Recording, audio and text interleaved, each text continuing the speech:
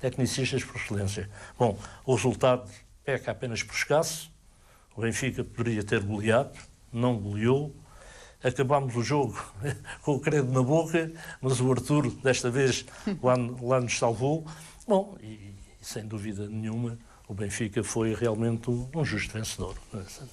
Sérgio, José Augusto diz que o Benfica terminou então este jogo a sofrer durante todo o encontro. Foi um jogo também de algum sofrimento. O José Augusto falou também em falta de eficácia. Sim, também que análise geral. Este jogo tem muito de déjà vu. Se recordarmos a deslocação do Benfica o ano passado à Mata Real, verificou-se que o Benfica começou a perder e depois acabou por virar o jogo para 2-1, tal como hoje. Ao contrário do que é habitual em Jorge Jesus, que normalmente não faz substituições ao intervalo, espera pelo minuto 60, 60 e pouco para fazer as primeiras alterações no 11. No campeonato anterior, na deslocação à Mata Real, ao intervalo, na altura, lançou Gaetan e Nelson Oliveira para o lugar de Nolito, curiosamente também titular na altura, e Saviola. Hoje foi novamente ao tirar Nolito, que é um jogador extraordinário, de muita imprevisibilidade, de muita criatividade, um repentista, mas que está neste momento uns furos abaixo daquilo que é capaz de fazer. E foi talvez a unidade do Benfica em maior subrendimento na primeira parte. Penso que Jorge Jesus leu bem essa incapacidade de Nolito em trazer ao futebol do Benfica aquilo que normalmente traz, e a entrada de Gaetan no primeiro momento para o lugar de Nolito. E depois, mais tarde, a entrada de Carlos Martins para o lugar de Matites, aí na altura uma opção de risco, porque o Benfica já tinha um meio campo algo macio e desguarnecido, aí abdicou claramente de ter aquela figura patriarcal de um trinco à moda antiga, algum risco que correu bem, porque o Benfica, os minutos passavam, o Benfica não conseguia chegar à vitória, e Jorge Jesus começou a pensar também a própria meia distância de um Carlos Martins poderia ser uma ferramenta útil para este jogo.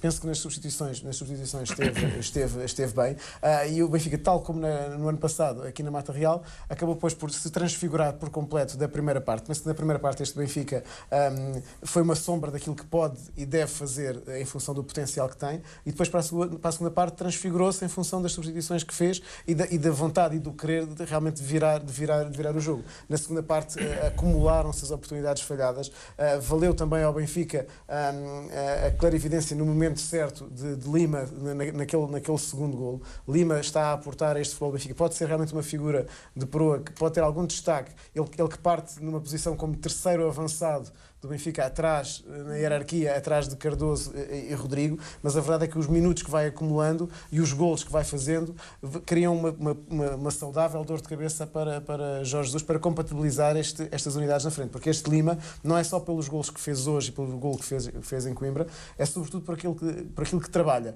Lima é um jogador muito pressionante sobre os defesas, é um jogador com muita mobilidade, com muita presença física, é um guerreiro que está na frente.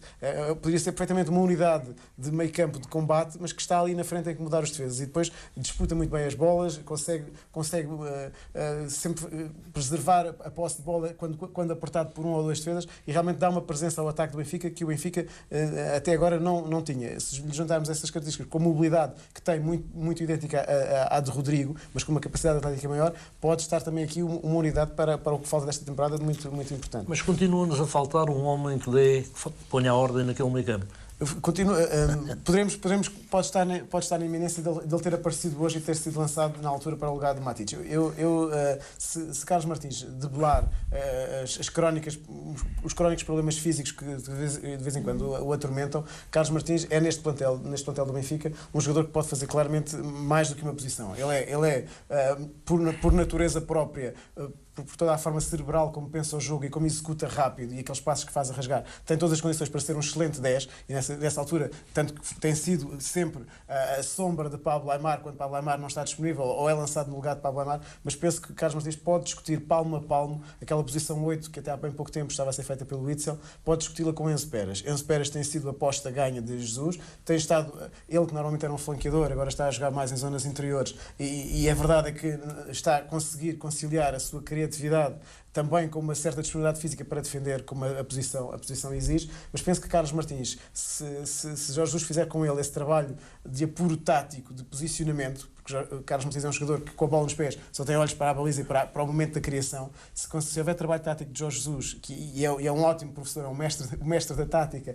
se fizer esse trabalho com Carlos Martins e lhe incrementar esse rigor tático, pode perfeitamente Carlos Martins fazer a posição que até há bem pouco o internacional belga, o Witzel, fazia neste Benfica. E aí poderemos ter alguém que possa mexer esses cordelinhos do Benfica e podemos continuar a ter, quando disponível, a mesma Pablo Aimar, porque Carlos Martins não é incompatível com Pablo Aimar. E penso que essas duas unidades poderiam dar essa clarividência e esse sentido espacial ao futebol do Benfica, que depois, munido de extremos da qualidade que o Benfica tem e com a referência atacante de um Lima, de um Cardoso, de um Rodrigo, penso que este Benfica tem todas as condições e um plantel mais do que suficiente para internamente se sagrar campeão nacional. Nos confrontos externos, há coisas que nos saltam à vista e há coisas que terão que ser corrigidas e que terão que ser repetidas, treinadas e mecanizadas, como sejam os cantos, como sejam as bolas paradas. Hoje vimos cantos que atravessou toda a largura do campo.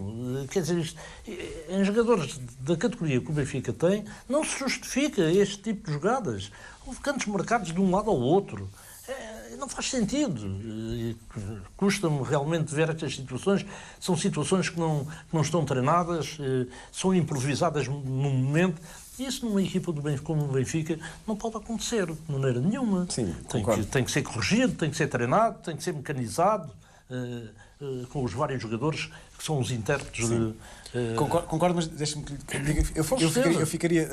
É verdade, concordo em absoluto. O Benfica. Há pormenores de jogo que os jogadores de alta competição e do nível que o plantel do Benfica tem, e tem que ter um nível de exigência claramente superior. Ficaria ainda assim mais preocupado se o Benfica deixasse fazer estes erros de pormenor, mas não criasse o caudal ofensivo que criou. E eu penso que a nota de destaque mais positiva desta noite, para além dos 2 golos de Lima e aquilo que Lima fez e os bons sinais do Enzo. Quanto a mim foi a melhor unidade. A melhor unidade da equipa, Lima, não é? Sim, Lima. E o próprio Enzo também não competiu, também esteve muito bem. Mas o que salta como mais positivo para mim neste jogo é claramente a segunda parte e sobretudo a forma como o Benfica foi capaz de ir criando lances de efetivo perigo. Nós dizíamos ao intervalo, numa análise muito curta àquilo que tinha ocorrido, que o Benfica respondeu bem à desvantagem, que desperdiçou à ida para o intervalo a oportunidade de sair na frente com aquela falha no final do Sálvio, mas a verdade é que o Benfica, no final deste jogo, está a vencer por 2-1, sofre quando não tem que sofrer. Este 2-1 é claramente lisonjeiro para a equipa do Passos de Ferreira, porque o Benfica teve claras ou claríssimas oportunidades de gol. Teve pelo menos 5 oportunidades de gol. Eu recordo a do Sálvio, que remata a figura e a bola bate na trave. Depois o Matites, logo a seguir, também tem uma bomba que é travada pelo corpo de um jogador paciência, que era um gol iminente. O Enzo Pérez conseguiu picar, também isolado perante o Cássio, picou e a bola sai ao lado. Depois o próprio Lima em chapéu, faz um chapéu da Abalaga, podia ser também outro gol. O Sálvio, quase a terminar uma jogada individual fantástica, tira um jogador da frente e faz um remate cruzado que sai a arrasar o posto. O Benfica foi somando oportunidades. Não evitou. Foi que nos últimos minutos, já em compensação, há já ali 2 lances que poderiam ter ditado um resultado final e poderiam ter privado o Benfica de 2 pontos. E a injustiça no futebol muitas vezes acontece, porque a justiça conta-se pelos gols que se marcam e pelos gols que se sofrem. E a verdade é que este Benfica pôs-se na fase final deste jogo a jeito de um resultado menos positivo. Felizmente, desta vez a justiça imperou, porque o caudal ofensivo, as oportunidades criadas, mais do que justificam os 3 pontos que o Benfica conseguiu angariar na mata. Sérgio, para além da vossa opinião, e José Augusto permita... Quando a nossa equipa está na posição, uma equipa que está na posição de vencedora, não pode deixar o adversário suplantá-lo. Tem que imediatamente reduzi-lo à sua insignificância. Como é que se reduz o adversário à sua insignificância? Nem cometer faltas desnecessárias à frente da baliza. Não cometer as faltas, exatamente, faltas à frente da baliza que não temos. A defesa não tem que baixar para cima da grande área, tem que apertar o adversário, tem que trocar a bola, desmoralizá-los. Trocar a bola, toca, correr. São jogadores excelentemente técnicos. Têm que estar preparados para estas situações. Não, estamos a ganhar e o adversário começa-se a impor e a criar situações. Porque somos nós que lhes concedemos o espaço de manobra. É verdade, mas mesmo assim... Mas para já, Sérgio, e recordar os nossos telespectadores que podem participar através do 217150053. Já temos alguns telespectadores em linha a avisar antes que poderemos